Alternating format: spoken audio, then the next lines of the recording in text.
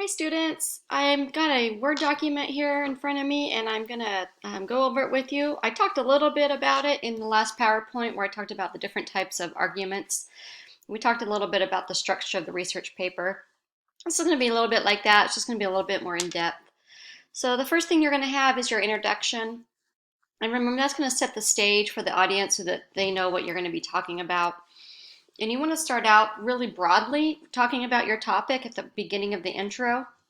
And then by the time you get to the end of the intro, you're going to have it narrowed down to a thesis statement. So it just gets kind of narrower and narrower as you go through your introduction. So, of course, you're going to start your introduction with a hook. Remember, that's that thing that's going to make your audience want to keep reading your paper. It might be an anecdote, a rhetorical question that will just make the reader think about something. It could be a really interesting stat, or maybe just a really powerful quote from somebody. Just remember, if you do use that quote or a stat, you do need to cite that in your paper.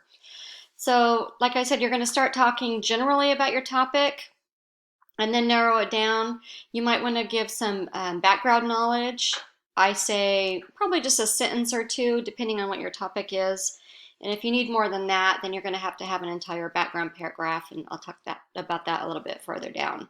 So, but you do want to make sure in your intro that you make it clear why your topic is important and why it's relevant.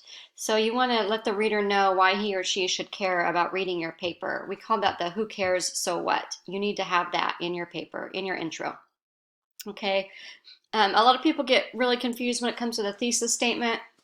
Just remember, all the thesis statement is, it's your topic and plus your opinion or claim, and then you usually will say how or why that's your claim. So I have an example here. All citizens of the U.S. should have the opportunity to receive health care because it's beneficial for the individual as well as the society as a whole. So my topic that I'm going to be discussing in my paper is health care. And my assertion is, my claim, my opinion, is that all Americans have the right to receive it. Oops, there's a typo there. And then the reason why is because if you look at my thesis, it's beneficial for the individual as well as the society as a whole. So I've got two different reasons there, right? The individual and the society. And you notice that that is a debatable thesis.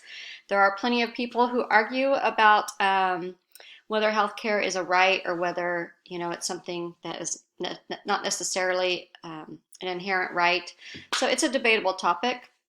I'd be writing a persuasive essay, so I need to make sure and have a thesis that is debatable. Something like smoking cigarettes are bad for your health is not really a debatable topic.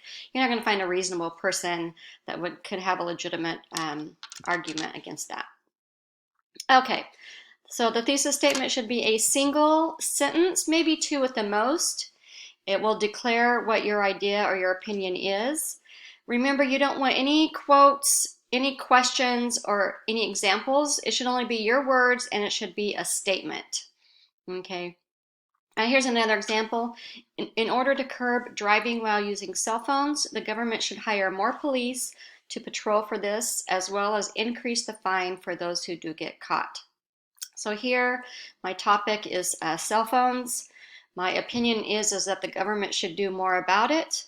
And how they should do that is have more police to patrol and then increase the fine.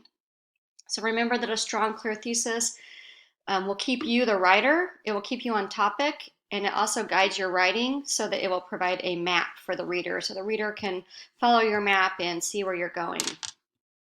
Okay, so you're going to have the body of your paper. Some of you, like I said earlier, you might have to have an entire paragraph for background information and not just put it in your brief introduction. It just depends on what your topic is, and remember who your audience is. Mostly going to be me, some of your peers maybe. So a good background paragraph, it follows the introduction if you do have one, and it just gives more in-depth definitions, facts, maybe some more social or historical context if needed. And then once you get through the intro and the background, then this is going to be the meat of your paper. It's the body paragraphs, and again, its claims are should be main ideas with evidence to support them. And the reason why I have 2 and 3 highlighted, because for your midterm research paper, you don't need all of this. You only have to support one claim from your thesis statement. In fact, for your thesis statement, you can only have one claim in there if you want for your midterm. So maybe you only want to discuss, if we were talking about that health insurance, maybe we would only want to say in this midterm paper, we're going to discuss about how individuals will benefit from having national health care. I don't have to discuss everything in my midterm paper because it's going to be shorter. So those are highlighted. Those you do not have to have. You will have to have those for your longer paper just because you're going to need more evidence. Okay, so once you get through the meat of your paper, all of your evidence and your support that backs you up on your thesis statement, then you have to have a counter argument.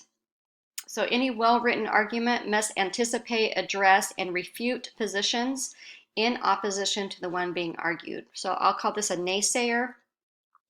You only have to have one counter argument or naysayer for your paper. And it can either be a general counter argument that kind of just like would argue that healthcare is not an inherent right. That would be a general counter argument, or it could be a specific counter argument against one of my specific ideas that I should say, um, you know, if there were national health care, it would not necessarily help individuals. Okay, so that would just be counter arguing one of my specific reasons. So you have to have a source for their counter argument. The counter argument source does not have to be scholarly. You just need to find something. It could be a commenter on an editorial page, on a newspaper, on a website. I'm not picky about it, but you do have to have a source for the counter argument. In your same counter argument paragraph, you're going to have a rebuttal or a refutation of that counter argument. We also call this a counterclaim.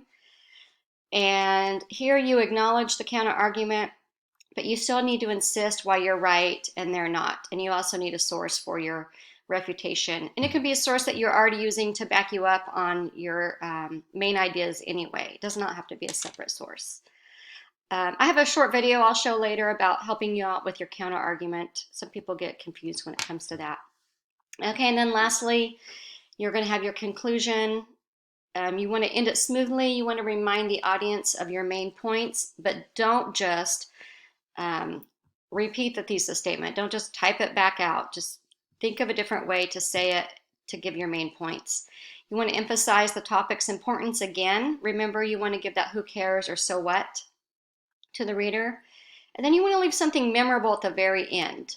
Some people end with a final rhetorical question, maybe a really strong quote. A lot of people end with I call it a hope or wish for the future, a call to action, a saying, a final suggestion, prediction, or warning. For example, I have the end of one of the student did a paper on why the bees were dying off, all the honeybees. And the conclusion was, if we do not take a more proactive role in saving the bees, one day we may be struggling to grow enough food to feed the country. So there's a warning there, a warning and asking people to take action. It's really good if you can tie in your conclusion back into your intro. It's not required, just a little bit more sophisticated way of tying it all together. If something may be in your hook, you mention something, and then in your conclusion, you kind of mention that again, but kind of, tie it all up in a neat little bow and bring it to a close. That would be good. So I'm going to post this, and if you have any questions, again, feel free, always let me know if there's something that doesn't make sense in here. And that's it. I will see everyone later. Bye.